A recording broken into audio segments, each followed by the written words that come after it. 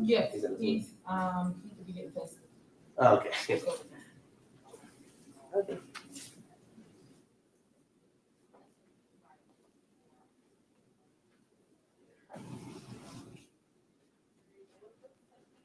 Let me check Shawnee's.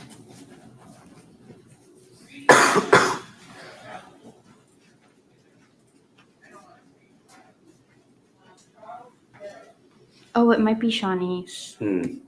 Do you hear her? I think I heard her over there. Yeah, I can go grab her. And once we get that, we'll get started.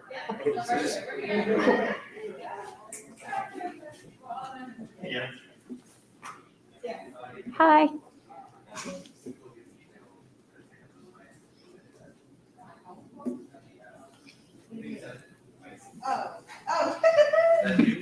Is that you? Craig, how are you? I'm still recovering from it's not COVID. 63? I think you need to tap it. Oh, 2. This is too much. Oh, I'm yelling, sir. 14. And then Shashawnda Campbell. Hi. Sam. Oh, it's doing it in so many rooms. Hold on. Yours is 14. Oh, geez. What is? It's doing it in everybody's room. Okay, but you can be on it here, right? No, we do not. Let me call her. Okay. Let's go in there.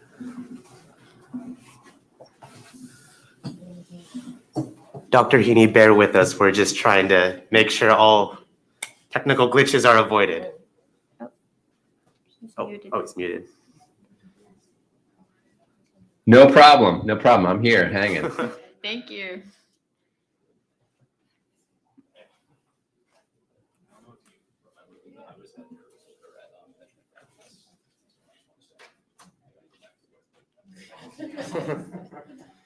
Sorry, Shanice. I think I need you to tap it again. It's not coming up at any of those. I'll resend it. 33.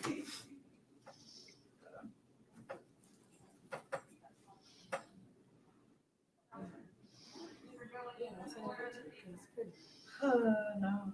Well, don't do it again. Just give me a second. Okay.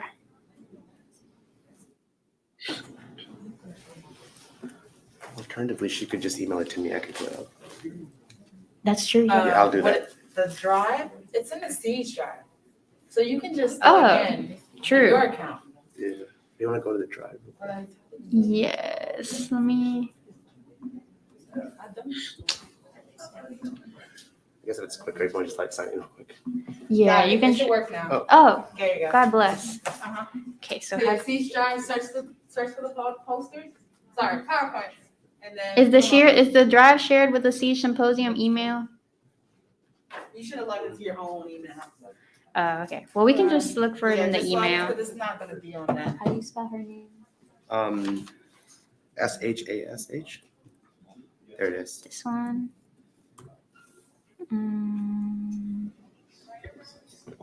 Yeah, it'll probably be easy if you just log into. Yeah. Oh. Just do yours, Vivek.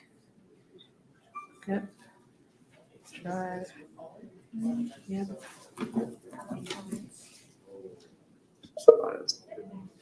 Yep, there you go. Perfect. There we go. Oh, no, wait, Oh. no. That's not the not right it. one. Session. Oh, you got it, yeah. Session PowerPoints. There we go. Perfect. It's an alphabetical by first name. Shashawnda. Oh, it's up there. Oh, Shepherd. no. Go back up. I think. Oh, Oh, I it might be think C. Right Maybe. there. It's like up, go down a little bit more, a little bit more. A little bit. It's right there. All communities. Okay, there we go. Now don't expect nothing too magical, okay? No. No. Not gonna have moving pictures, all right? Look, Greg, he has to outdo us. You know? Oh, Is that gonna work, that's the what I'm link? talking The link. Yeah. I have it up, so if you wanted to control it, it's totally up I to don't you. need to get that yet. It's working though. That's fine. There we go. Can we just make This, sure that the video plays on the last, I think it's like the third to last slide. I put a video, it's a video.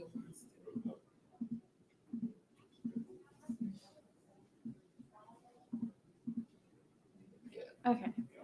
yep, I remember that. There we go. perfect, mine. perfect. And then I also have a link that'll be at the end.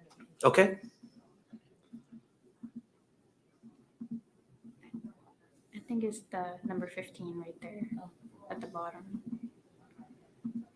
Is that the right link? That's the right link. It's gonna just. perfect. So I'm gonna just keep it up so everything's good to go. All right. Thanks, Mari. No problem. You want me to like stick around or? If you would like, yeah.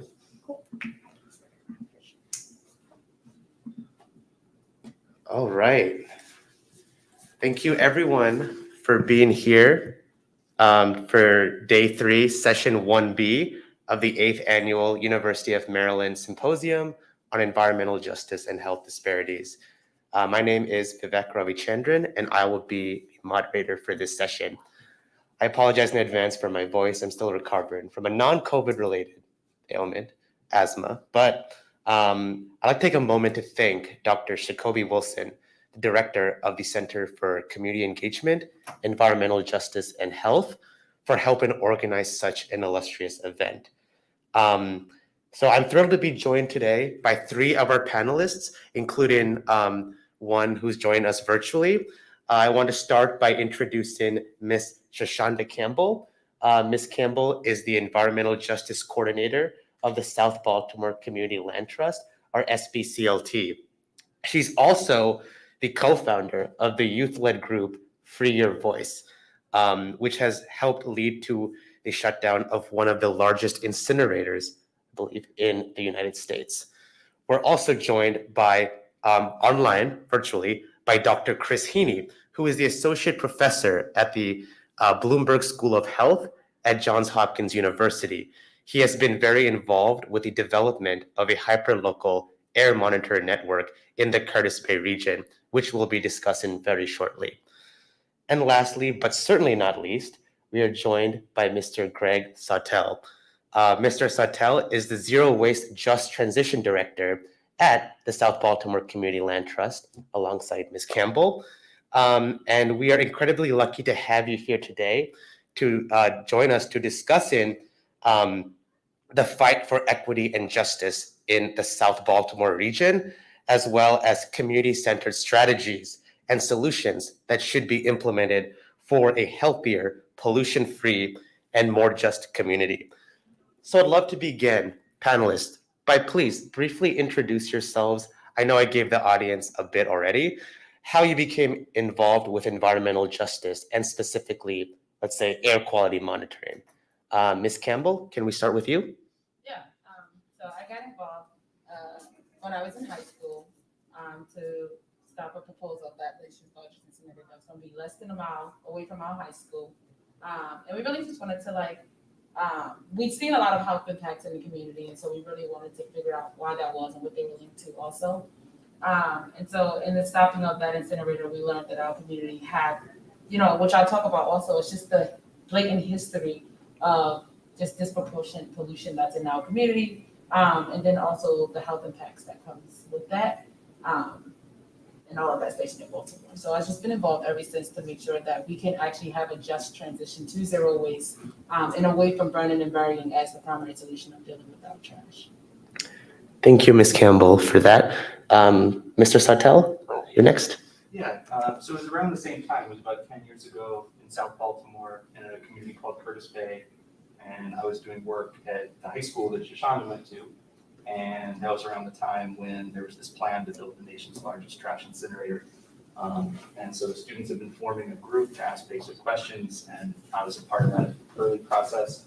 In terms of the air monitoring piece, what we quickly learned is that this was about 2010, but in 2008, 2009, the state government that's responsible for looking at the air that people are breathing had taken away the only monitor in South Baltimore. And it was actually had been stationed on the site where that incinerator that Shashawnda mentioned was going to be built. And in that time period, the code 21226 had the highest level of toxic air emissions in the whole country. And for reasons that still have never been shared with the neighborhood or any member of the public, the government decided to take the monitor away. So that was sort of the first indication that stuff is really off, and it's not just a matter of a couple changes here and there that are needed to actually even get close to anything like environmental justice. Thank you for that, Mr. Sautel. Dr. Heaney, we'll conclude with you. Yeah, and so I think hearing from Greg and Shashawnda over the years about the diverse and numerous facilities that are of concern to residents in South Baltimore. I mean, we just actually heard this week from the Maryland Department of Environment as they did an inventory of the number of facilities that are within the defined boundaries as the residents would define the boundaries of their neighborhood. You know, it's upward of 70, I think I remember, and then the other estimate was 100, over 100, Greg and Shashawnda. So thinking about the way to start to bring information, data into the conversation with some of the decision makers, policy makers, and the regulatory and enforcement agencies, that's been a key issue I've heard as a need. And so what I think we have been trying to figure out are ways to kickstart putting that really rigorous data into the hands of the neighborhood residents who, for, as Greg and Shashawnda will talk about, you know, for decades have been living with these, a sense that, you know, something's not right, a sense that there is, an unjust level of pollution that people are believing they're living with. And so that's probably something that is exciting, that we've gotten a point where we're starting to kickstart putting some of the data into the hands of the residents who've been living with this feeling for decades. Thanks, Dr. Heaney. And you mentioned putting science into the hands of citizens. And I think that's a key pillar of citizen science, community-based participatory research, which is something that you've also specialized in. So thank you for all the introductions, panelists. And I know myself, as well as the rest of our audience here, is mostly eager to hear about your specific work. So with that, we can hop right into the presentations. And Ms. Campbell, we can begin with you. Would you like to come up to the podium so you have, access to the mic? Thank you.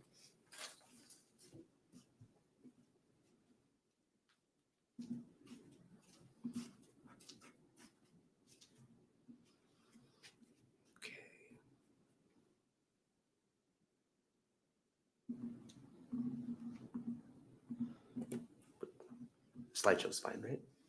Yep. Okay.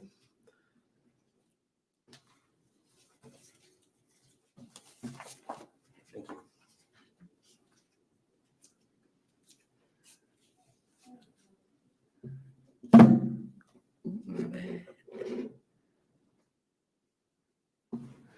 All right. Yeah, way at the bottom. All right, so I am Shashawnda Campbell, as we talked about a little bit more about who I am. So I'm going to talk about how a lot of this work started back in Ben Franklin, where I was a student, as Greg mentioned, where he also got involved, finding out about that incinerator, and really stopping that proposal. It showed us that the community was resilient and that when they did fight back, right, when they built the power to actually fight back, a lot of power actually, but that change could happen, right? That we can stop these bad things because the power lands within the people. Since then, we started the South Baltimore Community Land Trust, and a little about the community of Curtis Bay. Curtis Bay is a community of color and low income. It's very diverse, and what we do see a lot in the communities is a lot of dumping, vacant, all of those different things in the community. And that is because a lot of the community is held up by speculators that own a lot of the land in the community, that's sitting on it waiting for a time to flip it. And so we have just seen the impacts of community not owning land, and what we see put on it and when decisions are made for us. Some of those decisions that have been made for us is just looking at where a lot of the polluting facilities are located, and they are located in South Baltimore. And so in this map, what you're looking at is various chemical companies. We have a medical waste incinerator, the largest medical waste incinerator. We have a trash burning incinerator, which is the #1 polluter in Baltimore City. We also have a landfill, which is not, it doesn't really make sense to have an incinerator in a landfill, duly located in the same area. And then we also have an open air coal pile that is literally across from a wreck. And just, like I said, various oil and chemical companies in the community. And we see the impacts of that when we talk about asthma, right? So the asthma rates in South Baltimore, when we go into classes and we're talking with students and we say who got asthma, 90% of the hands go up. That's not normal, right? But it has been normalized in this community for so long that it became the norm. So people just walk around with their pump or they share pumps. So if you forget it, you know, someone else had one. So that has became the norm in the life of residents in South Baltimore. And so after that proposal and stopping that proposal, we really wanted to still, you know, like, how do we still protect our air? What's already in there is in the air, right? But we can stop it from being more polluted by these industries still running. So we started a lot of the campaign around Stop the Bresco Trash Burning Incinerator, which is the trash burning incinerator that's still located there. And it is the #1 air polluter in Baltimore. And a Chesapeake Bay Foundation actually found that it costs $55 million a year in health damages, which we see the impacts. Like, that number, to us, we feel it and we see it, especially when we're talking with people in the community. And so we were being very reactive to these things that we see in the community, these bad polluting things like incinerators, coal piles, landfills, just very reactive. And so we're still very reactive to them and putting pressure on them to stop them from running business as usual. But we have also took a long time to actually do reimagining of what people actually want to see in their community and creating that envisioning process with residents that live in the community. And so really the heart of it was that community residents, it wasn't even any term at that point. It was like, how do we stop our communities from being sacrifice zones? How do we stop our communities from feeling the impacts of like asthma, cancer, upper respiratory issues? Every day the community smells like something different. You don't know what you're gonna get. So we started to talk about zero waste and what zero waste meant to the community. And so it meant basically no community could be used as a dumping ground. It was simply that. It's a figuring out a way to deal with our waste where it is not harmful. And so when we figured that out, we were on to the next. We were talking about how do we get a document that moves us away from what we're currently seeing, which is a lot of burning and burying, and just these bad industries in our community. And so we created Baltimore's Fair Development Plan for Zero Waste, right? And that was created with residents with guiding principles such as transparency, equity, participation. What am I trying to say? Jesus. Participation, and then also universality, and just accountability to these systems that's in place. How do we hold them accountable? And so this is the Zero Waste Plan. It's really colorful and pretty, but it also just has that transition. And what it means to residents is clean air. It means clean communities. It means safe communities. And then this is also creating more jobs when we actually transfer from just this system of incineration, everything that's in sight. But what we really ran into is that it's really hard to do that when those things are not in place. There isn't many models that talks about how do we move like a whole city from this incineration mindset to a zero waste mindset. And so there is a hierarchy that talks about thinking through, rethinking, redesigning, reducing what we're already using, reusing it, recycling, composting, material recoveries, all of this hierarchy, where then it goes down to that little red mark, which is the last option, which is incineration or landfilling. And so, but what we have seen is that the city is doing it backwards. The first thing they go to is literally burn it all or bury it. And that's a mindset that has to shift for us to really see what we want to see in communities. So what we think is a way to actually transition from this reality we have right now into this envision that we want to see for our communities is creating a just transition fund for zero waste development, And that'll get us things like compost facilities that we're trying to get, which would address the food waste that's making 40% up of what's being burned and buried. That's 40% that we can take out of the incinerator in the landfill. Because when it's in there, it's creating methane when it's being in the landfill, and then it's also creating CO2 when it's being burned. So it's very hazardous in that way, but we can figure out a better way to deal with it. And then also figuring out how to do recycling in a real way, and creating real reuse infrastructure. Another thing is right now, because when you only have an incinerator in the landfill, everything looks like it should be incinerated or landfill. And so they start to say things like, it's renewable, right? It's renewable. So at a state level, they actually receive subsidies as renewable, which is really terrible because all of the things that we actually want to see in community are not getting those subsidies because they're going into incinerators. And so another thing we want to do is build markets around, right now we don't have those markets because again, everything is being burned. So you can't have a good sustainable recycling system or composting system where everything's just being burned. We got to have a direct way to be able to filter them into those different things. So building that up and then establishing protection for workers. We always want to figure out how do we create work with dignity, right? Where people want to do it, earning wages that they get livable wages. But what we see right now is that's not happening, especially in this community. And so we want to create a lot of that for the community. And then also a relief fund for communities that have hosted a lot of these toxic infrastructures like South Baltimore, right? It's only fair that like when these new systems come involved, that they also get to feel the benefits of those since they have been dealing with a lot of the harsh brunt of the stick when it comes to dealing with the pollution. It's all in one community. And so how do we begin to make that transition fun? So one of the things is that all of the work that we did and also establishing that zero waste plan and working with the city, they had a contract renewal that was going to be up in 2021. And we did a lot of creating that plan, talking about new paths and like different infrastructure we can begin to build that wouldn't necessarily take 10 years, right? Or 5 years, but we can, if we start now and we really put the money where their mouths was, because they were all screaming zero waste was the thing that they wanted to do. But sadly, in 2020, the contracts were re-signed before they were even up. So it was like it was a 10-year contract that was signed, but it's not a pay contract for Baltimore City, but it is for Baltimore County, and theirs is 6 years. And so we have been doing a lot of work of saying, you know, like, how do we begin to still shut them down when they have a contract with the city for another 10 years?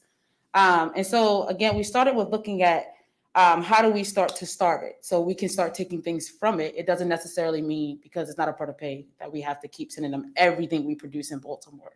And so we started to look at food waste and how do we get that out of the incinerator and the landfill, and working with just different anchor institutions to figure out the role that they played and actually what they're doing with their composting. And so composting it's really good for like the community. Right now, the community actually have a compost. It's called the Baltimore Compost Collective, and it is youth ran with Marvin Hayes as the director. And basically what they do is they actually have a service where they're composting in communities. They go pick it up from people's homes and then compost it at the Filbert Street Garden, which is in communities. So that is literally the communities coming forward and saying, like, we're going to figure out how to do composting for ourselves to show you that we want that, like, and we will do it.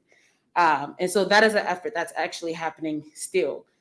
And so one of the things that we wanted to do was also get a commitment from our current mayor to say what is he going to do to like actually move us to zero waste, and starting with food waste to just get him to commit to working with us. And so this is a quick video that I'll show. Earn an associate's degree, RN to BSN degree, master's degree, doctoral degree. Thank you for having me on this important day for Baltimore's annual Zero Waste Day on Earth Day. And it's really about this moment that we are undertaking with new city leadership and decades of you guys grassroots organizing, especially South Baltimore and youth in South Baltimore. And we are emerging as nationwide leaders in how we're going to implement a shift towards zero waste centered on equity that creates measurable benefits for our communities and for our environment. And this is also about ending our region's decades-long reliance on burning and polluting here in Baltimore. Now really is the time to develop the new zero waste infrastructure Baltimore needs to truly combat climate change and to truly make neighborhoods healthy. Baltimore's annual Zero Waste Day is a part of a needed collaboration between the South Baltimore Community Land Trust, the Zero Waste Coalition, and the City of Baltimore to make the vision that we have for zero waste a reality. Our past of burning and burying waste cannot and will not be our future. We can and will break our reliance on toxic trash incineration and outdated practices that we know should have never been undertaken in the first place. We need to do this to combat climate change, to create good green careers. I always say careers, not jobs, and to develop healthy, clean communities. And we know that there are many steps that we need to and that we will make together. But we know that one big step we can take is getting food out of the waste stream. Food waste, we know, makes up over 1/3 of what's burned at Bresco and buried in our landfill. Yeah, so that's a video. And it's also online. It's on the South Baltimore Community Land Trust that you can finish. How do I go back to this presentation? And then we also been working with anchor institutions such as Hopkins to get them to commit to actually pledging their food waste to a new facility in Baltimore if one existed.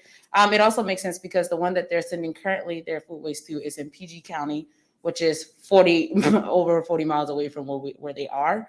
And then there's also a food waste diversion law that's actually going to take effect in 2023 that says if you produce more than a ton of food waste, you can no longer send it to an incinerator or a landfill. Which is a really good law when you think about it, but there is a way to get out of it, which is if it's within 30 miles, and then also if it's 10% higher, you don't have to do it.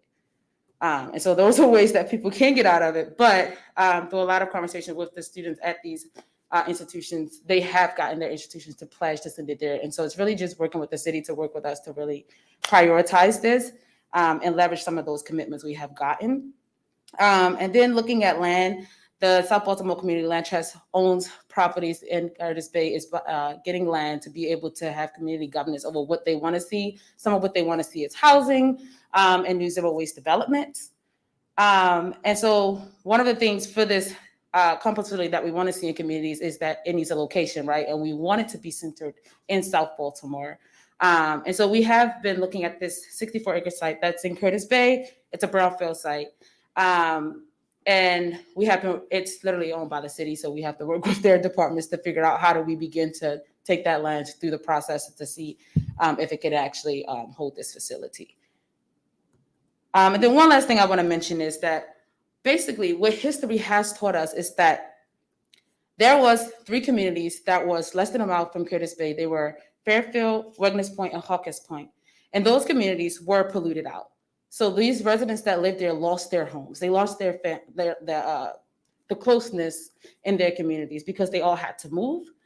And I'll come back to read that quote from one of the residents. They did fight back. It wasn't like they just stood back and was like, our community's been polluted and we'll all move out soon. They fought back against these things. But the problem is some of the things, the history of what they was facing, these are the timelines of things that they went through, like headings from different articles through the years. And these have been decades of articles.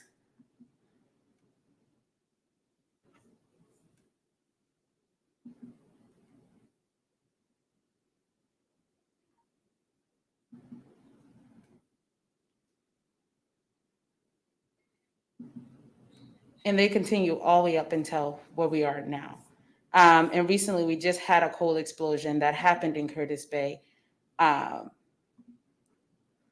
These are a lot of them, but that's a link that's in there. So if you want to check that out, that's also a timeline that you can view. So I think that through that, another thing that happened recently is that there was a coal explosion that happened in the community. And so since then, it has really been a lot of like people wondering like what's in the air, right? What are we breathing in? And so that is where a lot of that work has transitioned to like monitoring the air, monitoring what's going in people's lungs. Chris has been very helpful in that process of helping us working with community and getting us those air monitors, which he'll talk more about. Now in there, because I know I'm over time a little bit.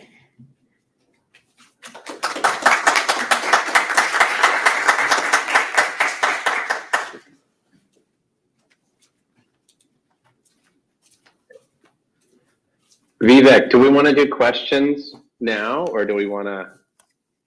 We can take one burn-in question for each speaker, I think. So we'll limit it to one for now, and then we'll have a abbreviated Q&A. So if there are any questions from the audience for Ms. Campbell? I have a quick one. What's quarter pay?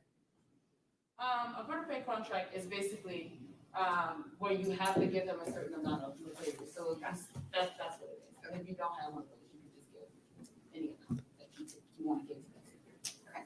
Okay. And if you don't, you get sued Yeah. As I mentioned before. for like $30 million, Good. which can bankrupt governments, which it has. All right. Any other questions? We can take one more. All right. Well, yep. Yeah. I know you were talking about South Baltimore, so sorry, I don't know if this is within that region, but have you guys done any work around the Wheelabatur incinerator? The Wheelabrator, that's the same thing as Fresco. They have a couple names, so it's Wheelabrator, Fresco, and now it has been rebranded as Gotcha. Wind Waste. Yeah, it's horrible too, right? Yeah. I mean, it's been bought and sold by different private equity firms. So now it's called WYON.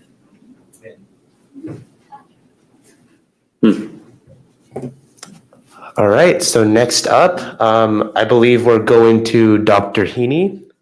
So one moment while we pull up your slides. Okay. Can folks hear me okay? Yep, we can hear you. Okay. All right. So I'll just wait here. I think I need to wait until somebody else stops sharing, or I'll continue. I'll see if I can just share. Oh, yeah. If you want to share screen, that's probably the easiest way. So. Yeah. Yep. Yeah, can folks see? Okay. And I'll put it into the presenter mode. There. Can folks see this okay? Oh, why is one of the pictures not showing up? That's weird.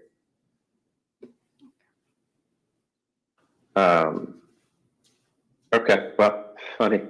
Oh, I know why. Okay, there we go. Can folks see okay? Yes. Okay. Well, it's really exciting to be able to present what really is ultimately ideas and concerns that as Shashawnda outlined, related to the all of the range of what, in EPA's language, sometimes they're called locally unwanted land uses, or LULUs.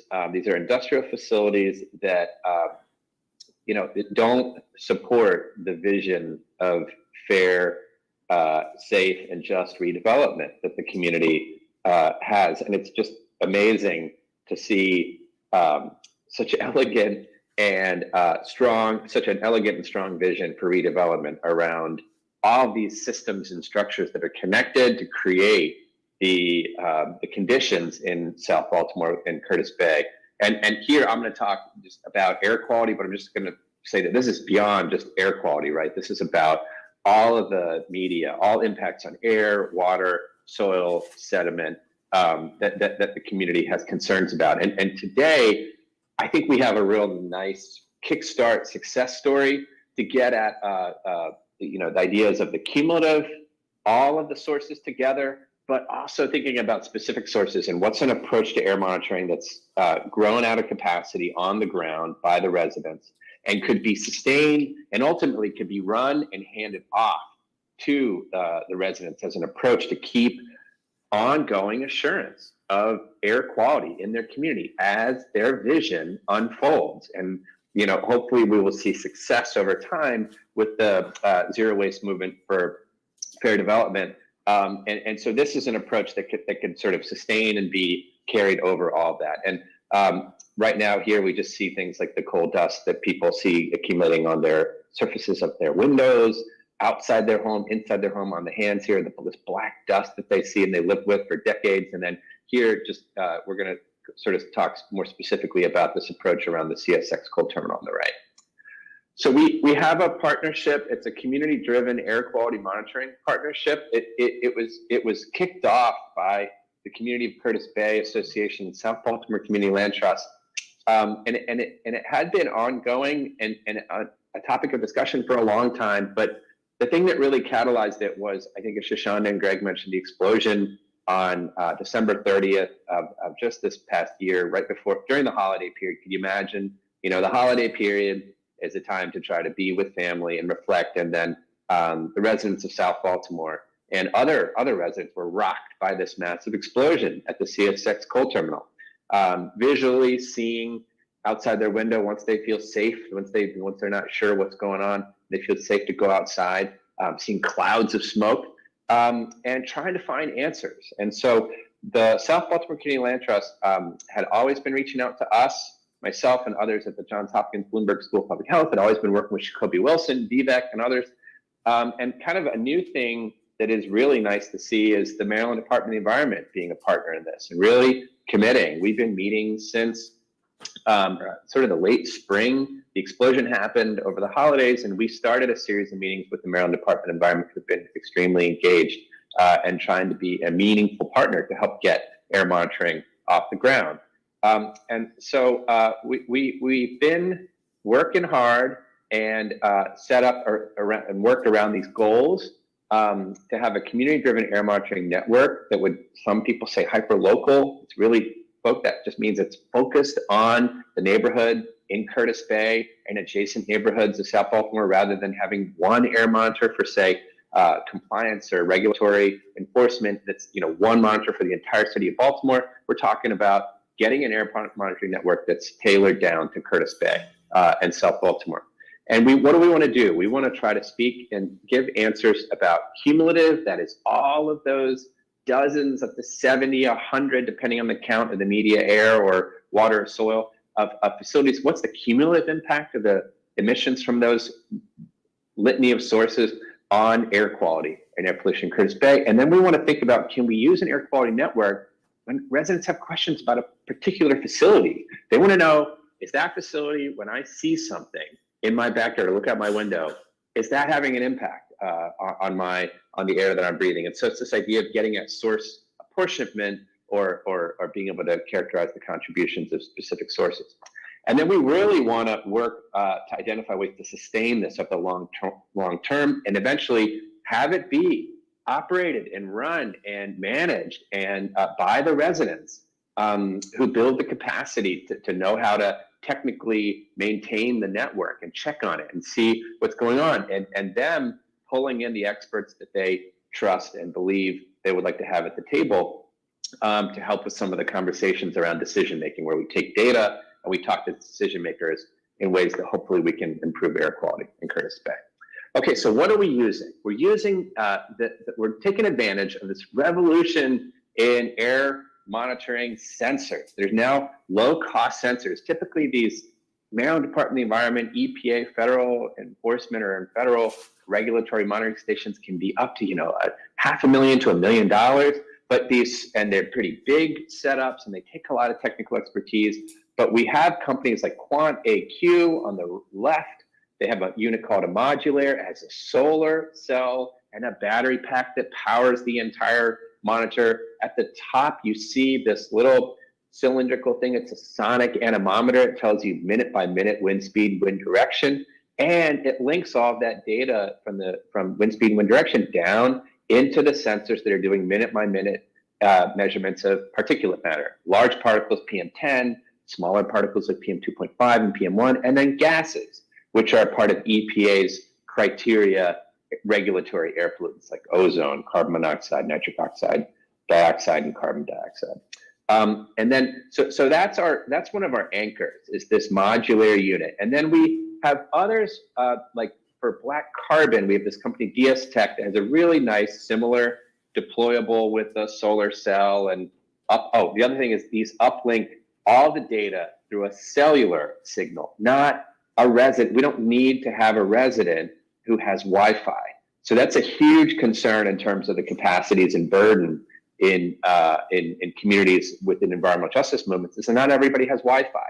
So these are taking advantage of the ability to deploy these flexibly and nimbly as close as possible to the fence line if facilities are concerned. And DS Tech also has that. And then what these two don't have that Purple Air has is this really great public website and a map and a user interface. So we also have co-located Purple Airs, but Purple Airs require a power source and they require Wi-Fi. So we're trying to figure out what works best, and this is the kind of combination of things that we've gotten to use and deploy. Okay, so where have we gotten set up so far?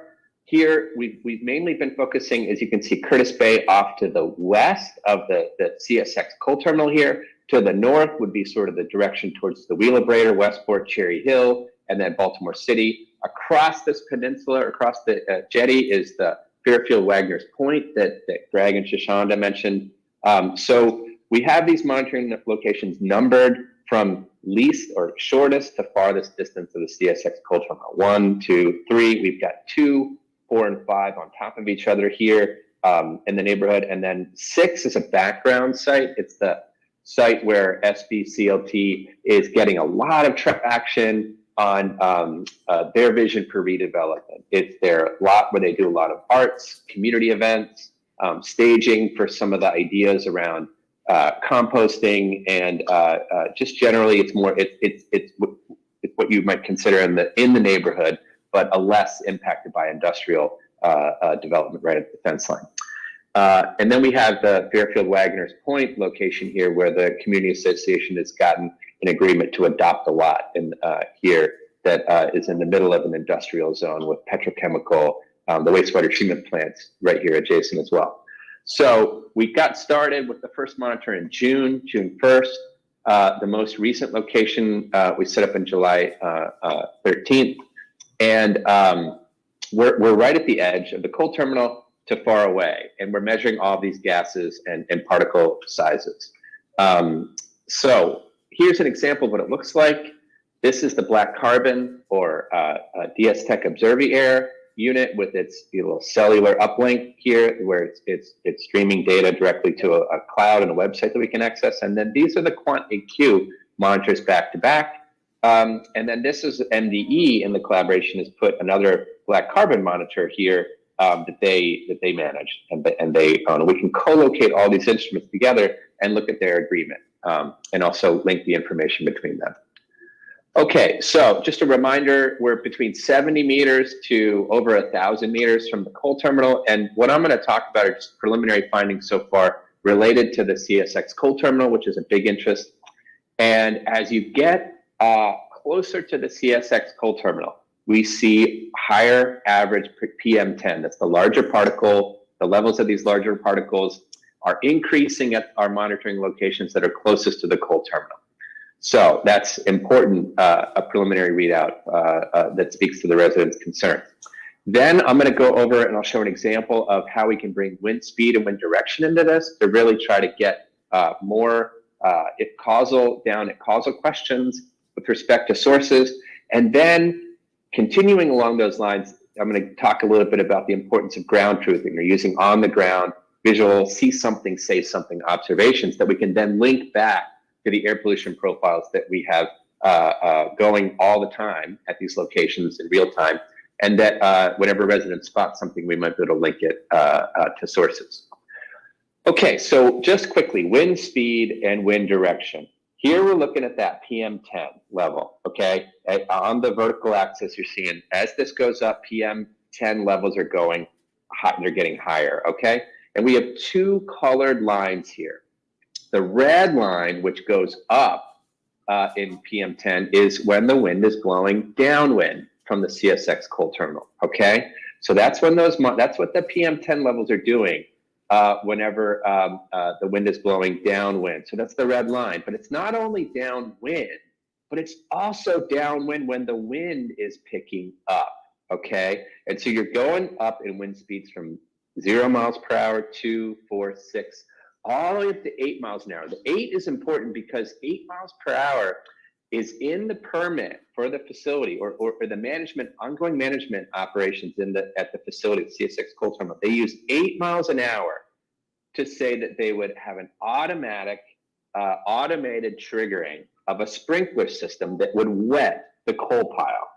And residents have had questions about that system and that approach, and whether a claim that it could be a system to manage dust is actually doing what it claims.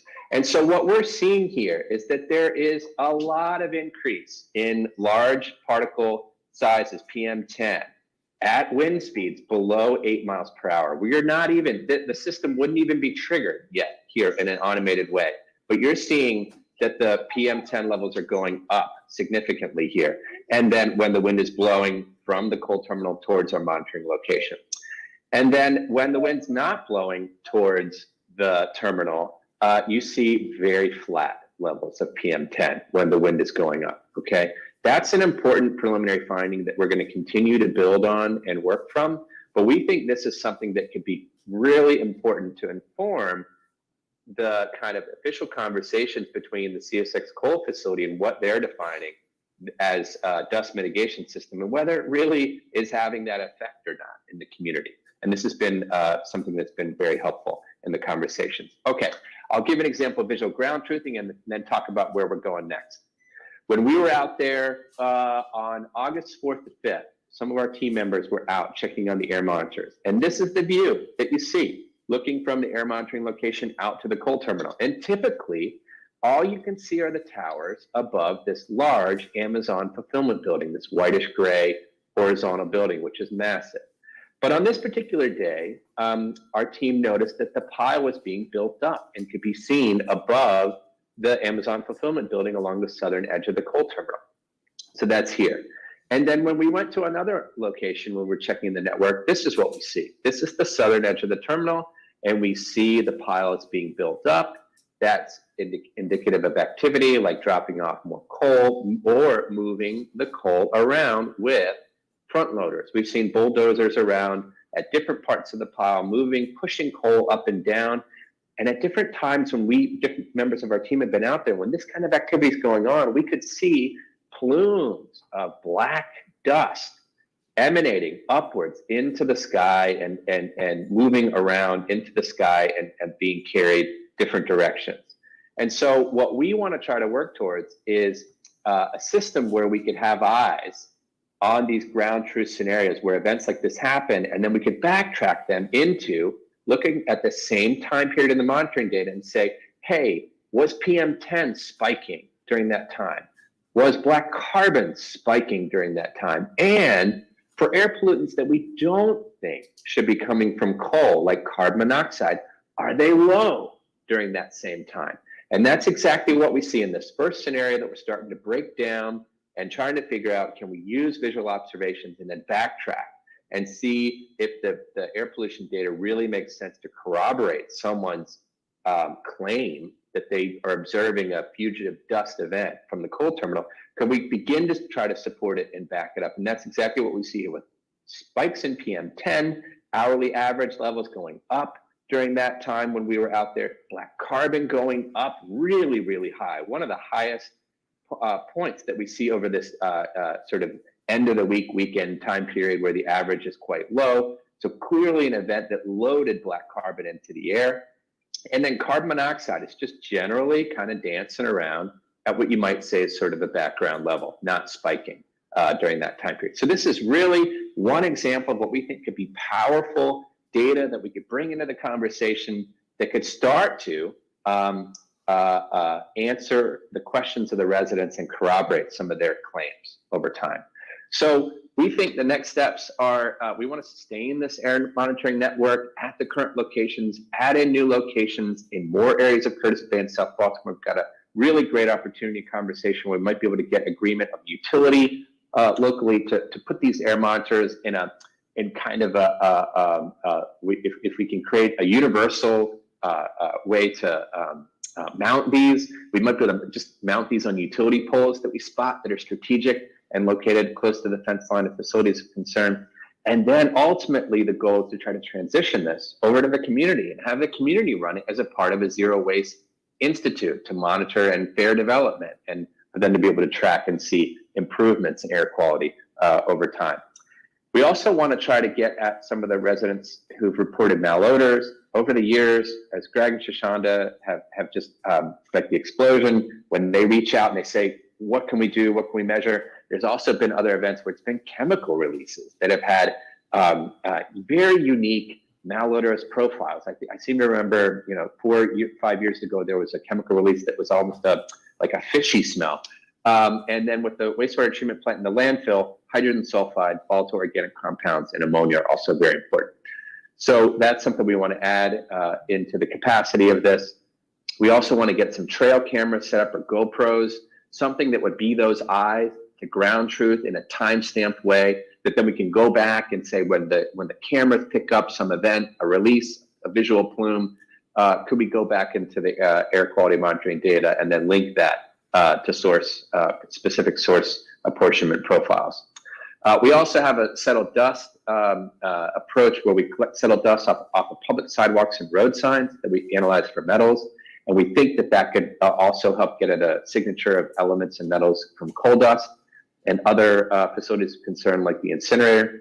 And then ultimately the goal, if needed, to be able to push for impact towards mitigation, reparations, remuneration.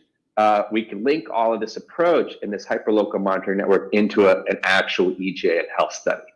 And that would be something that we could do through residents while we have the air monitoring data plugging along in real time and time stamping it. Residents would have a stopwatch and record the times when they go out to keep it twice daily, health and odor and other see something, say something, 5 senses type rating diary. And they could do that for 14 days. And we've had great experience with that having impact around things like landfills and factory animal farms to get reparations and actually get mitigation and remuneration for nuisance EJ and health concerns. So finally, as we're going through this in this partnership I mentioned in the beginning, we're sharing data with decision makers and policymakers who are weighing enforcement decisions themselves around enforcement and compliance. And also we're hoping that this partnership, where they see what we're seeing in real time and see how it is in the preliminary sense, looking like it's corroborating the community concerns. There could be, it could bolster their efforts to seek mitigation of these adverse impacts over time. So I thank everybody for the time. I'm sorry if I went long, and I'll pause there. And maybe we could take questions or hold them, Greg, if you want to go. We can take them at the end. Yep. Thank you, Dr. Heaney. I think for the sake of time, we should probably move on to the next presentation. But do you have your email address? We could definitely leave an email address. I'm sure there are a lot of questions about your statistical analysis and other findings. So, yep, I'll chat it. I'll chat it to everybody. If folks want to take a picture of that.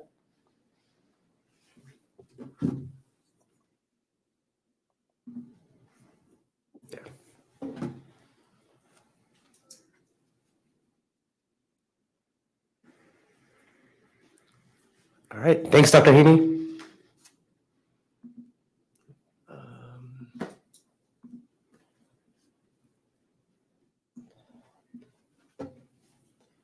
All right. Next up is Mr. Greg Sautel from the South Baltimore Community Land Trust.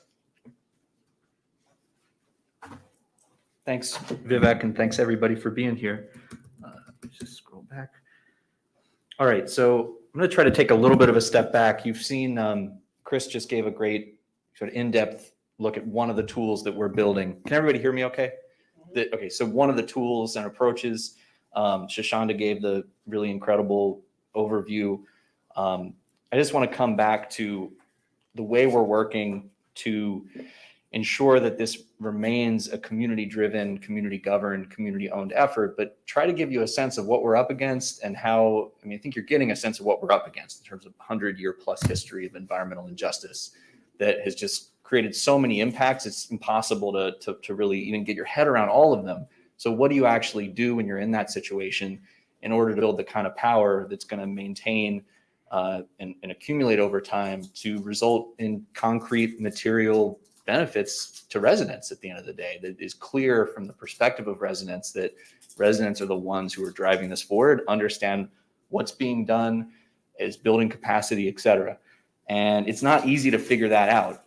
And so it's really been, we're not presenting this as if we came in with some top-down understanding. We're literally, the key thing I think Shashawnda, myself, Melanie, the team brings is every community concern that we hear, we actually take it seriously, and we put together patterns and we ask ourselves, what is needed to add here that would put residents in a stronger position to go deeper into something, to actually act on something that might come off as a complaint or a sense of being ignored? What would it actually take to get more specific, detailed, and take those, what we're hearing, that data really seriously? And that's what the 10-year history of what's become South Baltimore Community Land Trust and For Your Voice really is. It's community governed environmental justice.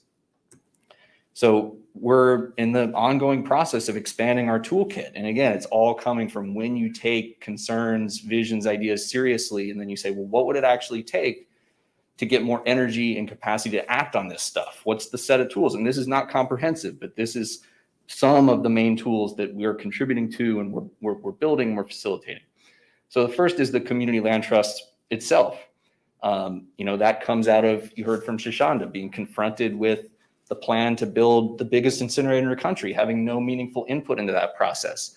Ultimately realizing, well, this in a lot of ways comes down to who controls land in a community, is a lot to do with who's driving decision-making. And so it started out really from that thought.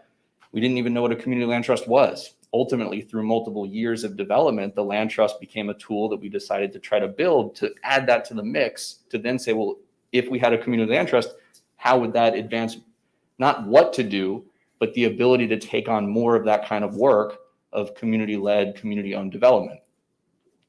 And I'm going to go into a little bit of just an example of how it functions. The participatory action research.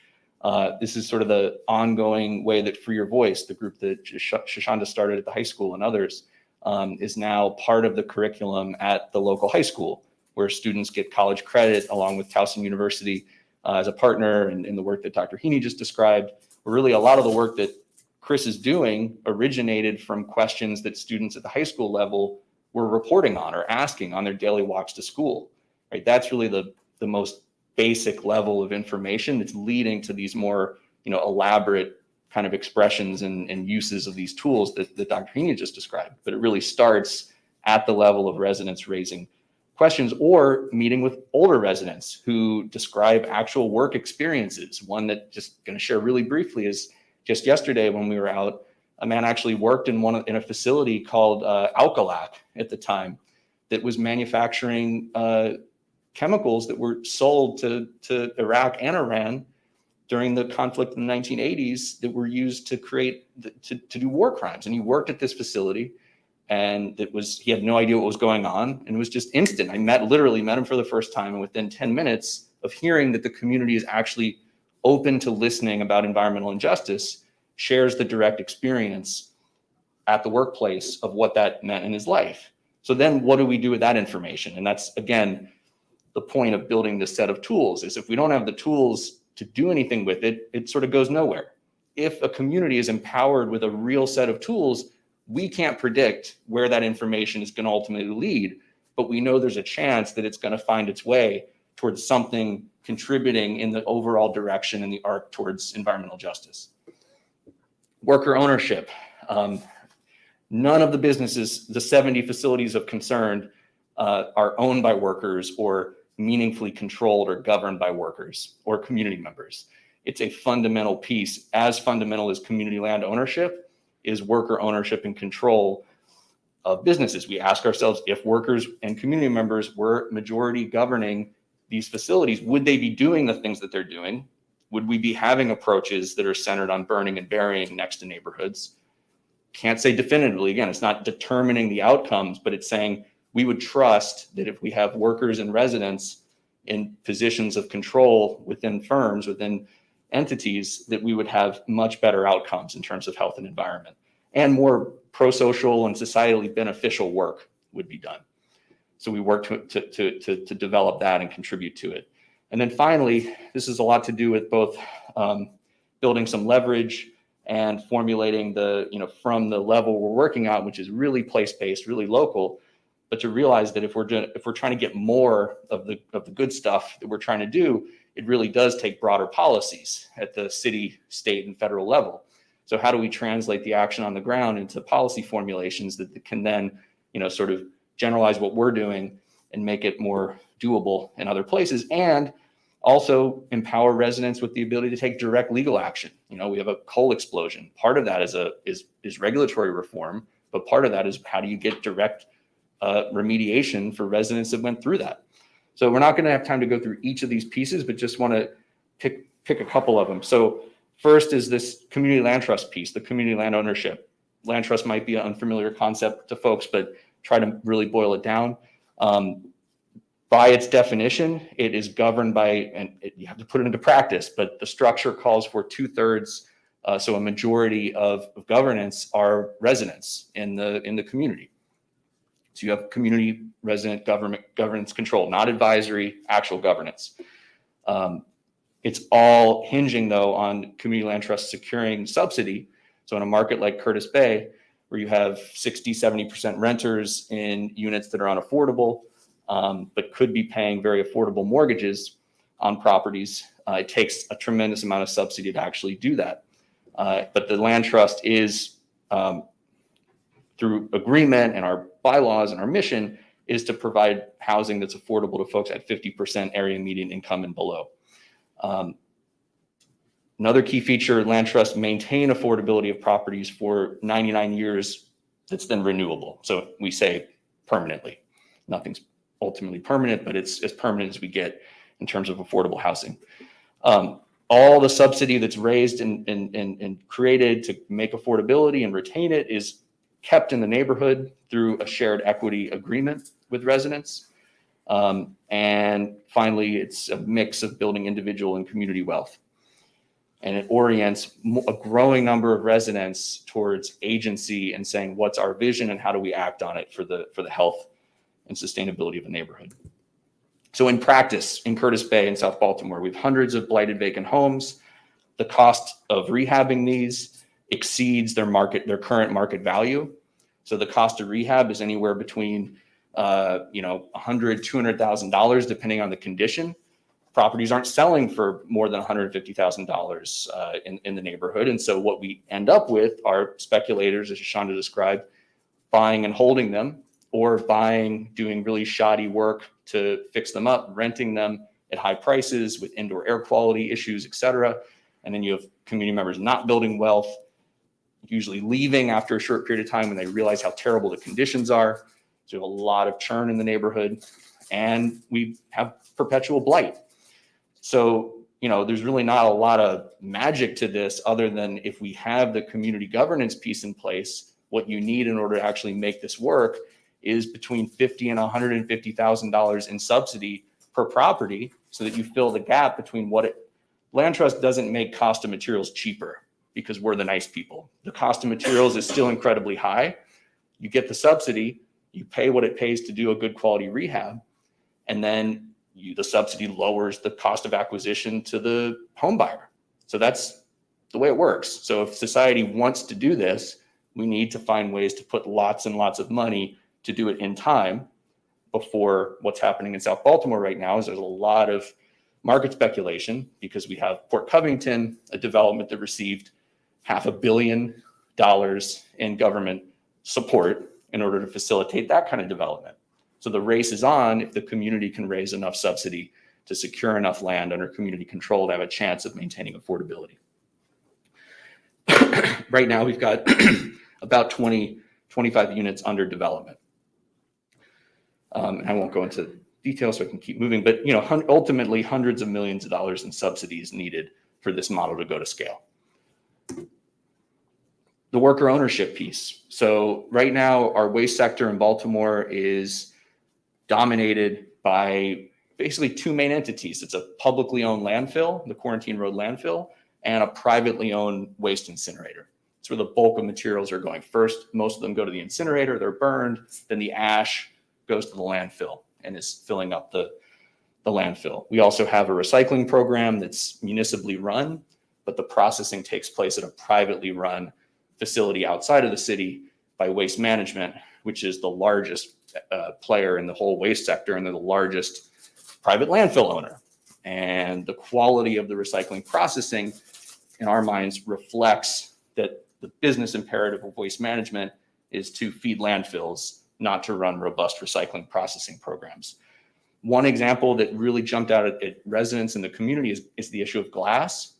Glass is, well, get this in a second. So we prioritize worker ownership because there are gaps in our current waste system because of the control by these large, dominant, in some cases, monopolistic forces. So there's a lot of things they don't do at all because it doesn't fit their business interests. So that leaves some gaps, and those gaps are starting to be filled by worker-owned enterprises. Some in the food waste sector, some in the furniture reuse sector, and then some in the glass sector. There's two. The one I'm going to focus on is more focused in South Baltimore. And so this represents an immediate opportunity to start taking materials that the current system is failing to address and actually get community control of the materials and then capture the economic value for residents. So in this case, it's Baltimore Broken Glass. It started literally as small as you could get out of a small workshop that the Land Trust owns, the South Baltimore Community Land Trust owns. Students from the same high school Shashawnda went to started experimenting because they have a space to actually do it. It's not like they went out and bought a warehouse to start doing this. The space was provided, experimentation happened. No one imagined this is what it was going to end up with. So again, that's the idea of not predetermining the outcome. It emerged. And so right now, Baltimore burns and buries about 10,000 tons of what's the most recyclable material that we know of, which is glass, infinitely recyclable, bottle to bottle. In Baltimore, we don't have a market issue. Sometimes, as Shashawnda mentioned, we do need to build markets. In this case, it's not a market failure that's dealing with the lack of glass recycling. We know this because Baltimore County, literally you can cross with your feet from one market to the other, is recycling their glass through a 10-year arrangement with a glass recycler that actually has a transfer station in Baltimore City. The opportunity to recycle the glass has been made to our City Department of Public Works for years and to the Waste Management, the recycling processor. The opportunity has been turned down. There's no transparency about why. So residents met with the operator and said, could we bring the glass directly to you and would you recycle it for real? They said, yes. How much would you need? So that was the level of details. In the meantime, as the ability to pull that off is being developed financially, students are experimenting with what can you do with glass and how can we use this beautiful material to draw attention and highlight what we can do with it, its value, its beauty, et cetera. And so what started as the hauling aspect of this is being built up is Baltimore Broken Glass, which is making this beautiful art glass sculpture. You can see some of the work in the background. And so it's an incredibly powerful example of just the approach you can get when tools and resources are in the hands of folks directly impacted by the challenges, and when folks who are in the privileged position that Shashawnda and I are in, take the challenge seriously, right, and actually help to facilitate a process that can grow into something, that could ultimately scale up and make a real meaningful contribution. Finally, we just try to repeat this framework over and over and over again, because when we do this work on the ground, a lot of people from residents up to policymakers say, well, how do we really, are you serious about this transition? Is this some marginal thing you're talking about some food waste diversion here and there or art projects? Or you don't really think we can get rid of our reliance on the incinerator, do you? And at the same time, residents say, this isn't going to happen because we've been displaced. Our communities have been destroyed to make room for landfills, and they're never going to go away. They have too much power. How are we going to do this? And so this is what's emerged. These 5 bullet points as an honest attempt to say, what would it really take in order to align up the funding mechanisms, build the unity with labor that has a certain amount of embeddedness in the current system, but at least wants to break free from it, but says we can't break free from it if there's no assurances that we're going to be supported in the process. So again, if you take that seriously, you do something like establish protections for sanitation workers to say, as this sector changes, you're not going to be left holding the bag, you're going to be supported and you're going to be beneficiaries. Same with communities. Communities have been dumped on for generations. How are we going to ensure that as the transition takes place, that's going to be acknowledged, and that finally we're going to address environmental justice through not some elaborate schemes, but really straightforward remediation for contaminated soil, contaminated land and water, and recognizing that there's health costs and starting to address that head on, et cetera, et cetera. Shashawnda did a much better job of outlining this. But again, what it means on the ground is then to have policymakers and litigators who are working in direct connection to the neighborhood with no intermediaries, so it's not like, you go and you fill out a form and maybe you get something kind of related to what you said. It's direct relationship between the tools and community governance. Just to bring it back though, so the case that we're dealing with right now that Dr. Heaney presented on, as Shashawnda mentioned, is this coal explosion. This is community rec center. There's now a big, maybe Amazon fulfillment center that blocks it, but it's still there. That's the coal pile in the background. These are photos, the cars and the sidewalk are the day of the explosion that blasted thousands of pounds of coal dust into the neighborhood. It's 1,000 feet away. Company's report says, we don't think coal dust left our facility. That's what their report says. We have no reason to believe, or we don't think coal dust would have left our site. And honestly, if the community wasn't doing what it's doing, that's what MDE would accept. That's what city officials would accept. It would be as if we'd be living in two realities. We would all know this. Residents who went through it would know this was the reality, but the official reports would say otherwise. And the company's in control of writing its own report. And because community's making a lot of noise and building these capacity, it's very known that the community is building these tools. There's a different thing going on, right? There's an actual, it's not what we want, it's not the ideal, but there's an ongoing process that we don't believe could ever actually lead to justice in terms of what would the just outcome be for residents experiencing this? Because this is on a particularly bad day, but those sides of homes, that's every day. The siding, residents have to wash their homes off every single day. So it doesn't look like that. What would the justice be? Could we even imagine what justice would look like over decades? MDE can fine the company $25,000 per day for a nuisance. They're finally doing that. This is the first time they're doing that in the history of this coal pile being there. But it's $25,000 for about 5 violations. $25,000 a day wouldn't be justice, but that would be upwards of $9-10 million a year. That's not even in the conversation. If we say that, we'd be laughed at right now. So the question is, what leverage, what power do we actually need to get to the point where even having a serious conversation about justice doesn't get us laughed out of the room, but is the conversation that our government officials would be leading with, as opposed to where it is now, which is that we would have to even feel the courage for residents to even expect that we could have a serious conversation like that. And that's what we're serious about doing. And we do finally have conversations with Maryland Department of the Environment. They've started out with an acknowledgement that this is too late in many ways. This is the last house standing in Fairfield. It's torn down in early 2000s, but again, too late for the community to survive. And probably don't have time to play it, but I encourage you to check out on our YouTube channel. This is a video of residents describing the actual day of the coal explosion and what it's been like to live with it over generations. There's a lot more videos like this. They're incredibly powerful. And again, they're driving the monitoring work forward about what to do now, but also what to do in the future. I do want to encourage everybody to attend either virtually or in person. This really is a local Curtis Bay issue, but it's one of the biggest coal export facilities in the country, on the East Coast. And it's a matter of concern beyond the community. And we need all the support we can get to show that people are paying attention to this. So the hearing is on August 24th. It's at 5 o'clock. It's in person and virtual. If you want to take a picture, the information is there on the right. And it really is about starting the process to work towards accountability. We had a hearing earlier in the year, and the company didn't show up. They said, well, we're one of the biggest taxpayers in the city. That's what they said. Don't know what the implication of that is meant to be. And then finally, you can follow our organization at Baltimore South on Twitter. And if you want to get on our mailing list to get updates, we probably should send more than we do, so it's not going to flood your inbox, but that's the link to do so.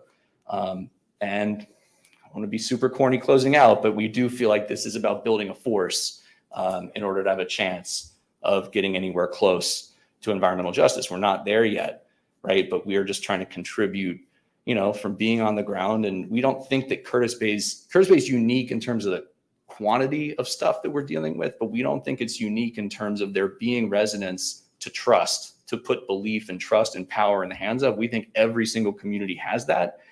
But not every single community is at the place where they're building the tools needed to do this. And then you say, well, we have amazing institutions like this that have resources, and there's a big gap. There's something missing in terms of getting the actual support needed to land on the ground and connect with people. So we don't never want to make it out to be that Curtis Bay is in some unique situation and we're the only ones that need this level of support.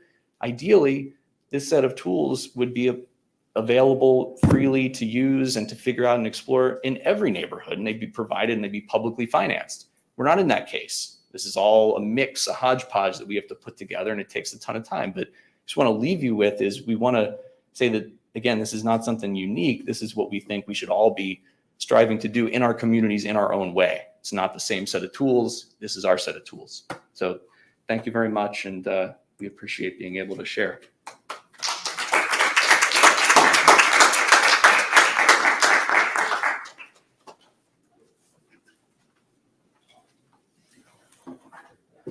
Thank you, Mr. Sautel, for that very moving presentation. We do have to, again, forego questions, but knowing Greg, he's very approachable, so feel free to walk up to him, ask any questions, and his contact information, I believe, was on one of the previous slides. So I encourage reaching out to him. For those of you who are hungry, we do have lunch in the Grand Ballroom. There is a special presentation by the Sierra Club, as well as a keynote address, and undergraduate students who are part of our center's Summer Scholars Program will have a poster session from 12 to 1:15 as well. I was an undergrad 4 years ago, so looking forward to returning as a grad student. Yes. You're not letting us have questions? We are kind of short on time. We can take 1 to 2 burn questions for those who want to stick around. Yes, we'll take some. But for those who want to go to the Grand Ballroom for the lunch, that begins at 12. Yeah, you can definitely stay around. We'll some of us will stick around. But for those of you who want to, yeah. Okay. Yes. So, we live in a capitalistic society, and it builds because, people want to buy what people are making, or people, we buy into each other. But why not, because there's been a belief that the poor should be dumped on with all kinds of things.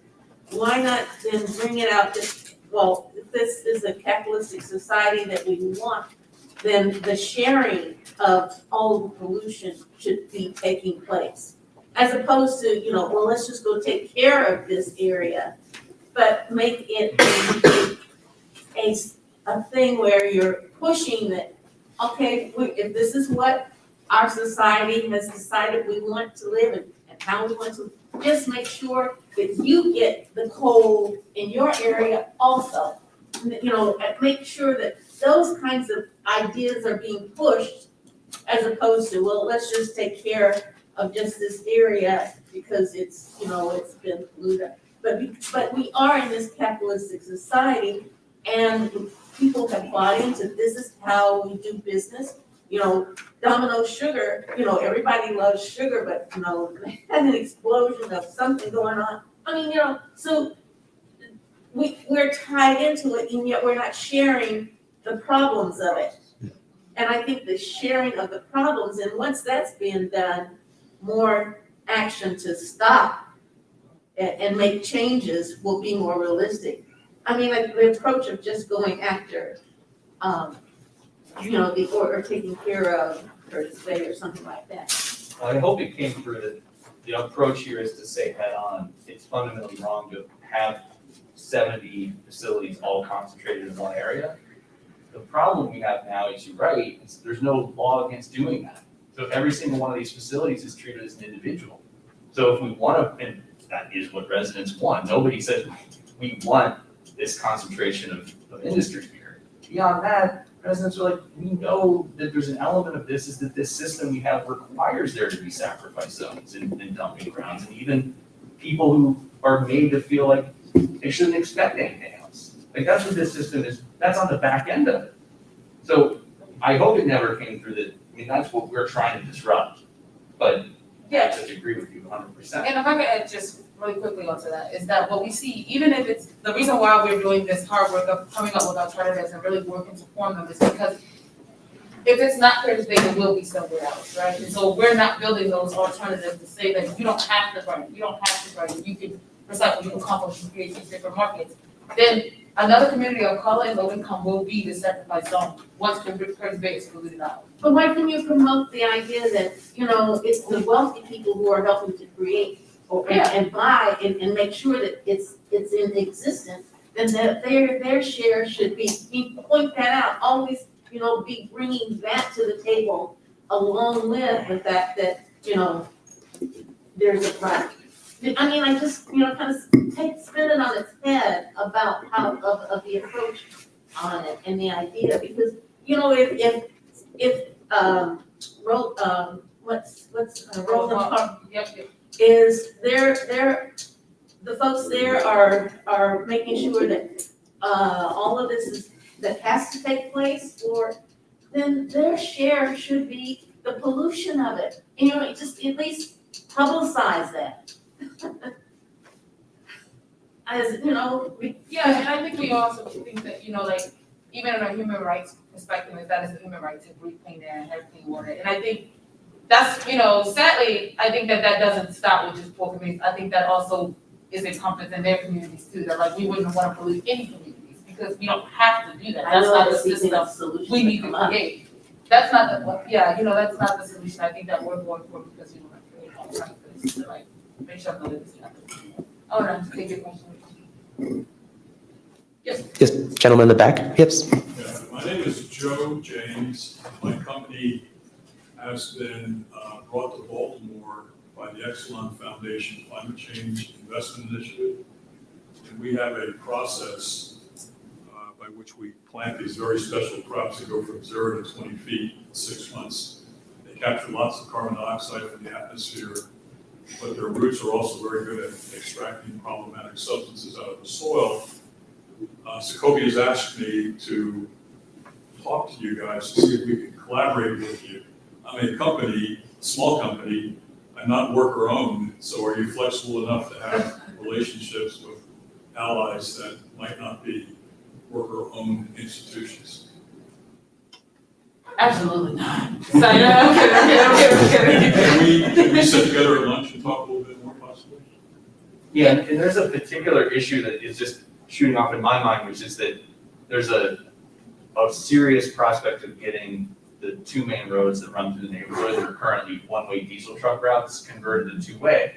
The city's reason for not advancing the plan is contaminated soil in a part that they have to dig up, and it's held the project back for 7 years. Yeah, so, we could plant our crops and maybe in a couple of seasons make substantial, do a lot of substantial cleaning up of the site. There might be some other mitigation that's required, but it would be a lot less expensive.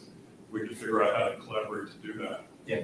The other thing is that we then take our plant material, and to the extent it's been used to accumulate contamination, we clean it, and then we convert it into bioproducts, which can in fact create jobs at the community level. We definitely want to do that in Baltimore. I'm speaking this afternoon, I think, at 3:30 I think I have a pitch deck I'm gonna be speaking from, but like I said, if you have some time during lunch, I'd love to chat with you briefly to figure out how we might work together. Thanks. I just wondered if you could say a little bit about how you're getting the high school involved. I thought the comment that Ms. Campbell, you had come into this because you went to high school in that area. And I'm just thinking about, some other areas, there's 2 high schools where I live, and we have a lot of industry that crushes building waste, when they take a building down. So there's dust issues, but nothing like Curtis Bay, as you described here. But just the way of getting the young people involved at the high school level, if you could say just a little bit about how that's evolved.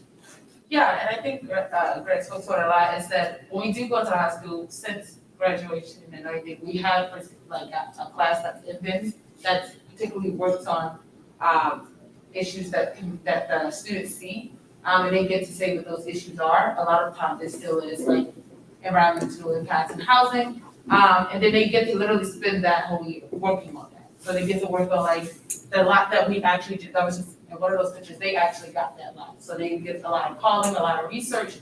We teach them, we give them the tools to be able to do the research that they need and want to do. And it's also partnered with Towson University, where Professor, her name is Nicole Bevercat, also is a part of that class, and healthcare curriculum for that class, for students to be able to do these things. So we directly give them the ability to change some of the things, work with us to change some of the things that they see. And they stay in it because they live in that community still. So it's not just a one-off thing, they can stay involved with the land trust. And then sometimes through the summer we do some hiring of youth, where they can, get some, get some money for working with job, where they would just had a regular job because a lot of them support their families, so they actually need to make money.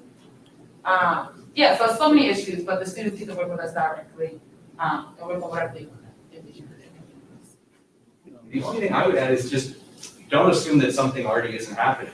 So I would go in, if you're interested and first just be curious, and you might find that there's already something that's similar to what, who knows what might actually be going on, and then ask just to be consistent with the way we present it is, as you learn, what would be some things that could, support and build the capacity of what's already there. Potentially is the spirit we try to approach more and more, and when we do that, we often find that that's the way that you discover a lot more that way versus going in with a mind. I'm not saying you're doing it, but going with a mindset that nothing's happening, instead going with the mindset of how do I discover what is happening? Because if you have that thought, what are the chances that nobody else, has that thought? It's very low.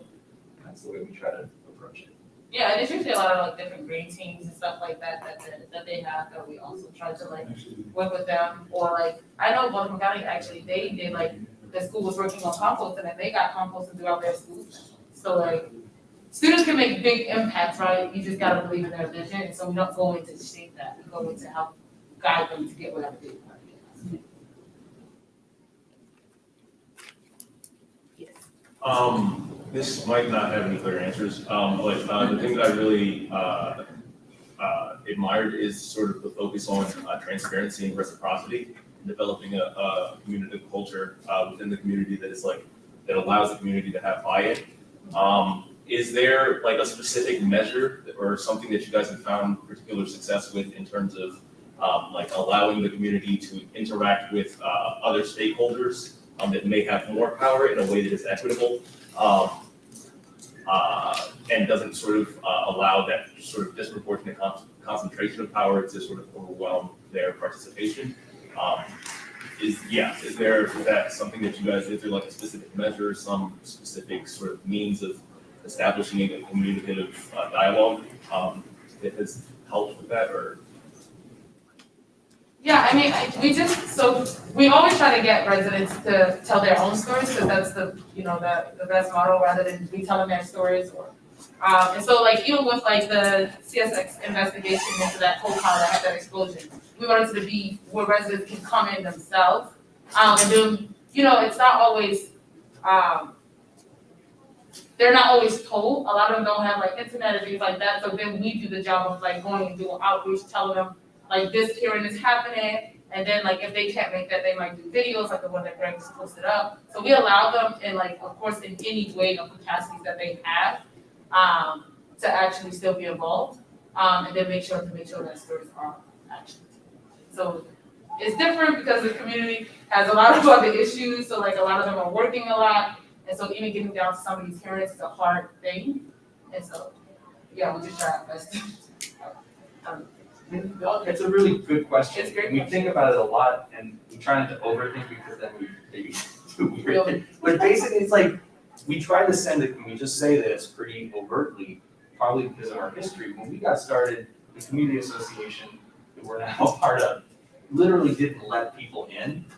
They didn't let the students in to give a presentation or even talk about the incinerator, because there was this idea of, what do you know about it, right? It was literally a barrier to entry at the most local level. Well, the guy who ran the association had direct connection to industry, and so he was creating a closed space. So we try to think of things, the community, the whole community is, are we creating a more open space that's sending a clear signal that basically, yeah, it's tricky because what do you do if someone is like, you know, the community association is open to everybody. So some people come, might be industry reps who are there with a really specific closed mission, which is to, you know, hand out trinkets and, you know, stuff like that. But the residents, the signal we send is like, there's no question or no thought that's off limits here, or not even a tactic. Like, you can talk about anything, or we can propose to do anything in service of advancing health and justice. So it's like, we're not compromised. And just trying to convey that and be consistent about it is the starting point. Basically, like, you might have radical ideas, this is a place where you can talk about it. Or you might have not radical ideas, just whatever. Like, it's that creating that feeling of openness. And that, because that's so important in this case, because it's super treacherous, and the assumption is if you're knocking on the door, you might already be bought out, or you're part of this ongoing pattern of fake stuff. And there's not a lot of belief in institutions at a lot of levels, and that gets down to the level that we're at. So I think that's like what we try to really, really do, but it's an ongoing process of figuring out that it's ultimately consistency.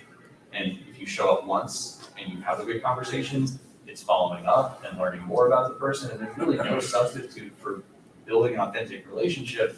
The problem is that takes a tremendous amount of time to do in the world we're in and the pressures that come to bear. How do you actually do that at scale? Really, I think that's like without strong institutions and trust and all the stuff that works against it, literally, what do we do? And that's, I think, the predicament for all of it. And I don't think it's a availability for it. Like, it's just something you have to do. But do you guys have volunteer opportunities? Oh, yeah. Okay. And do I just go on the website? Yeah. Okay. There's a form to fill out and we'll try to do a follow-up. So just a quick question. So it seems like the process you guys take is fairly deliberative when it comes to engaging different voices from the community. How do you feel that you guys find like the best like decisions or choices from the community? Because I'm sure there's like a ton of different ideas that come to the table. Like how do you, I'm sure, and there's like people who are very open about like the problems they face. How do you feel that you're able to take all those different ideas and say like, okay, like this is the one or set of plans that is best for everyone that we're gonna take?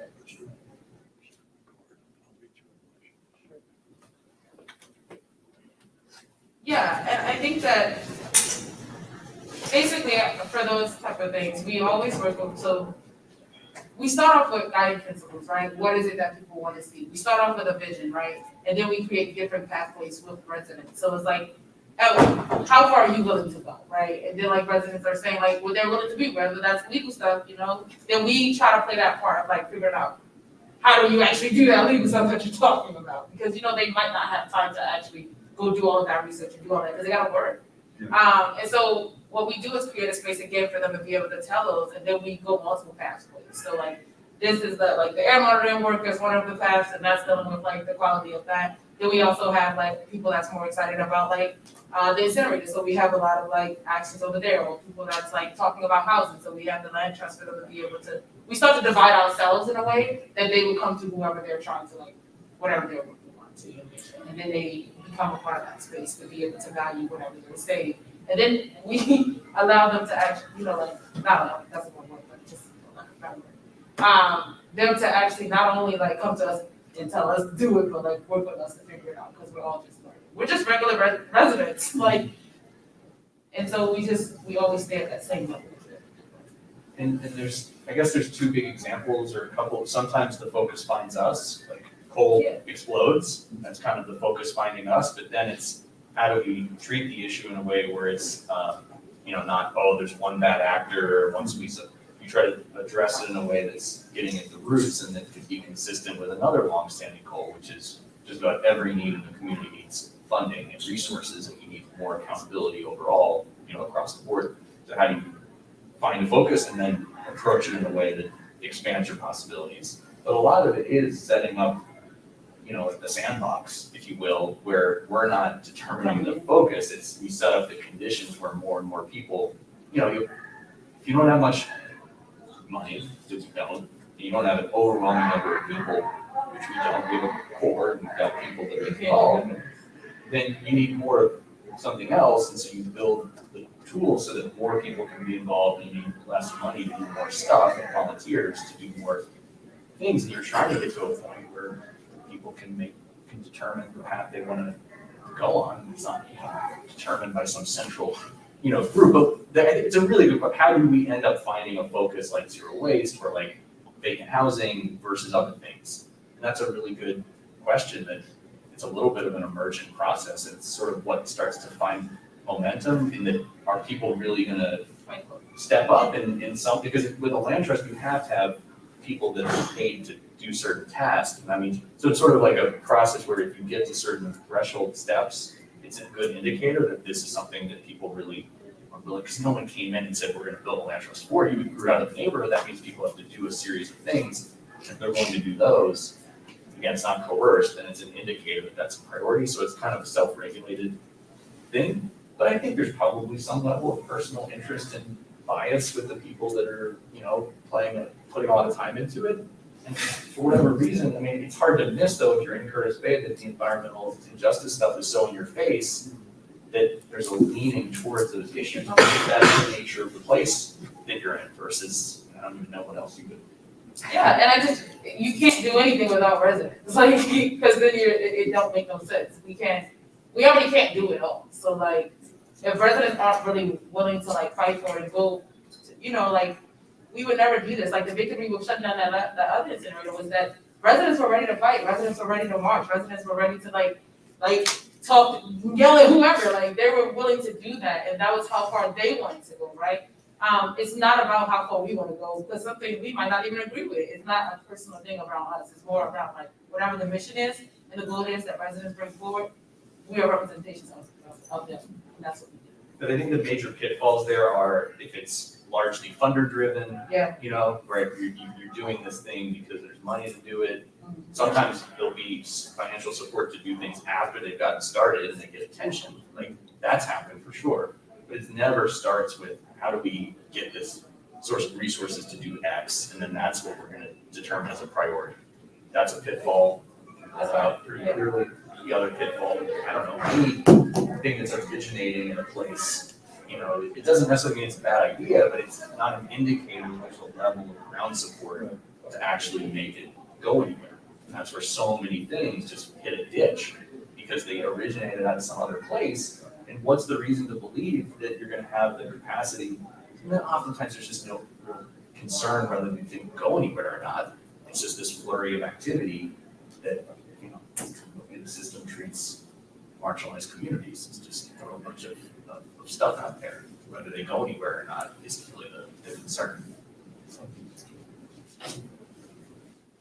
I have a question about the Baltimore side yard program. I've read about programs where if you have a vacant lot adjacent to your property, then you can buy that lot and develop it as you see fit as green space or, I don't know, an extra parking space. That's something that is still active.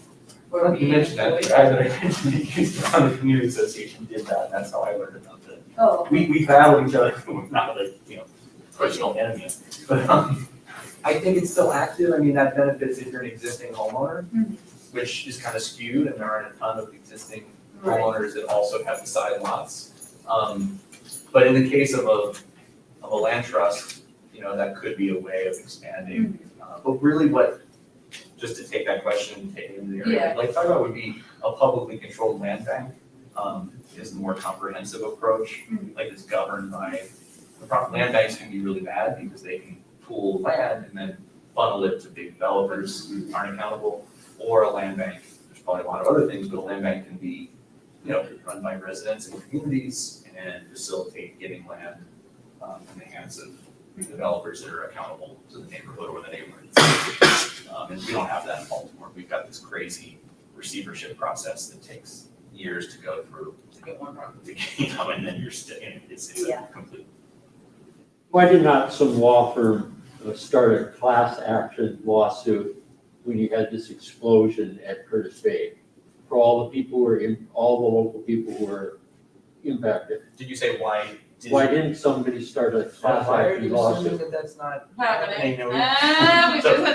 But again, this is like some of these things. It's difficult because we can't talk about every single thing that's going on because of the sensitive nature of this stuff. Okay. But just given what you saw, if you think that's something that people may have decided to do on their own, then people may decide to do that on their own. Okay, very good. I highly suggest watching that clip too that Greg had posted, the Curtis Bay, first-hand accounts from the residents. And there are, I believe, testimonials as well. Yeah. Yes, So at the hearing.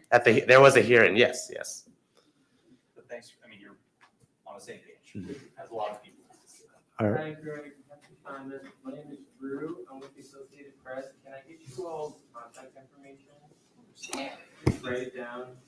And thank you everybody for attending this. Yeah. Thanks for letting us go way over time. Yeah, of course. Do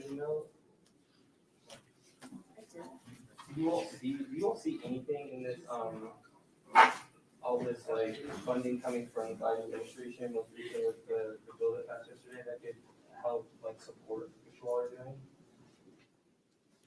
That's the dream. I mean, because I know they put like a lot of money towards like in the courts, stuff like that. So the Justice 40 initiative, right, is the federal commitment to say 40% of all that infrastructure needs to come to each communities.